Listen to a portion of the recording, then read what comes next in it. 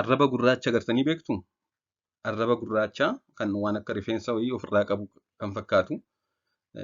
Namoonni hedduun namni arraba gurraacha qabu yoo eebbise yookaan yoo abaariin dhageessifata jedhaniiti amanu akka aadaa keenyaatti. Mee arraba gurraacha rifeensa qabu maaltu fidaa? Furmaanni maadha kan jedhu haa ilaallu.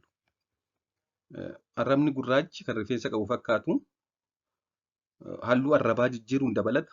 Fooliin afaanii gaarii akka hin taane akka sirriitti waa hin dhandhamne arraba keenyaan yookaan akka wantoonni nuti nyaannu yookaan dhugnu nutti hin mi'oofne yookaan hadhaa'u taasisa. Dabalataan arraba irra nama quqquuqaa akkasumas xinnoo arrabni keenya nu gubuu danda'a yeroo wanti kun nurra jiru jechuudha. Wanti kun akkamitti uumama jennee ilaalle noormaalii arrabni keenya wanta shiffitoo xixiqqoo paappilee kan jedhamtu qaba. Wanti kun yeroo wanti shiffitoo xixiqqoo arraba keenyarra jiru kan paappilee jedhamtu kun kan waan dhandhamuuf yookaan mi'aa wanta tokko adda baasuuf kan gargaaru dhedheerachuudhaan wantoota adda addaa kan akka soorata, dhugaatii, baakteeriyaa, fangasii adda addaa ofitti qabachuun dhufudha. Wanti kun noormaalii dhedheerachuu hin qabdu xixinnoodha. Tokko tokko biratti immoo ni dhedheerata. Paappileen kun dhedheerachuudhaan wanta gara afaanii dhufu hunda ofitti qabatti. Wanti kun maaliif dheeratti jennee ilaalle namoota akkasii biratti wanti paappilee jedhamtu kun kan isheen dheerattuufis yeroo seelonni arrabaa du'anii haaraa bakka bu'an achirraa gadhiisanii deemuu dhiisuun kuufamanidha. Noormaalii seelonni qaama keenyaa yerootti of jijjiiru.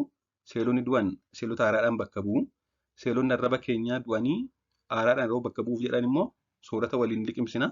Kanneen du'an sana old aged kan ta'an kan du'an sana arrabarraa ni ka'u.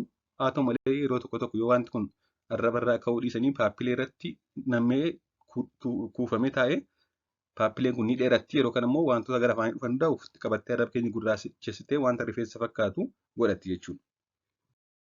Kanaaf maaltu nama saaxila jennee ilaalle tokko dawaa farra baakteeriyaa fudhachuudha. Dawaa farra baakteeriyaa dhibee adda addaaf yeroo fudhannu dawaan kun faayidaa san dabalata. Baakteeriyaa noormaalii afaan keenya keessa jiraachuu qaban isaan kana dhabamsiisa. Noormaal maawus filooraa baakteeriyaa akkasii yeroo dhabamsiisu immoo wanti kun uumamuu danda'a. Lammaffaan afaanii fi arraba sirriitti qulqulleessuu dhabuu. Yeroo ilkaan keenya argannu ilkaan qofa argachuu osoo hin ta'in arraba keenyas sirriitti qulqulleeffachuu qabna. Yoo kana gochuu dhabne kun uumamuu danda'a jechuudha. Dabalataanis yeroo dheeraaf soorata dhangala'oo qofa fayyadamuu. Yeroo dheeraaf soorata dhangala'oo qofa yoo fayyadamne wantoonni jajjabaatoon maal godhuu? Seelota gogaa seelota arraba keenya kan du'an sana fuudhanii gara garaachaa geessu. Wantoonni lallaafoon immoo kana arrabarraan kaasan waan ta'eef dhibee kanaaf nu saaxiluu danda'u jechuudha. Yeroo dheeraaf soorata dhangala'aa ta'an qofa fayyadamu. Gad biraan tamboo aarsuu, bunaa fi shayii gurraacha baay'isuu akkasumas alkoolii baay'isuudha. Akkasumas immoo namoota dhibeewwan ittisoo qaamaa isaanii gad bu'aa ta'e namoota fakkeenyaaf dhibee HIV, sukkaara, hanqina nyaataa kan kana fakkaatan qaban carraan kanaaf saaxilamuu isaanii xinnoo ol ka'aadha. Gara furmaataatti yoo deebine wanti kun jechuunis wanti arraba keenya irratti gurraachee rifeensa fakkaatu kun yeroo hedduu rakkoo cimaa kan hin finnee fi kan ofumaan yeroo murtaa'e booda deebanii badanidha. Haa ta'u malee wanta kana ofirraa balleessuuf kan gochuu qabnu wantoota kana fidan adda baasuun dhaabuu.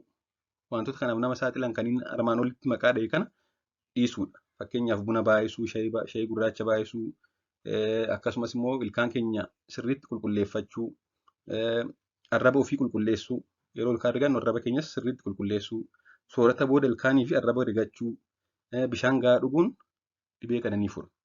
Waan dhaggeeffattaniif galatoomaa, turtii gaarii.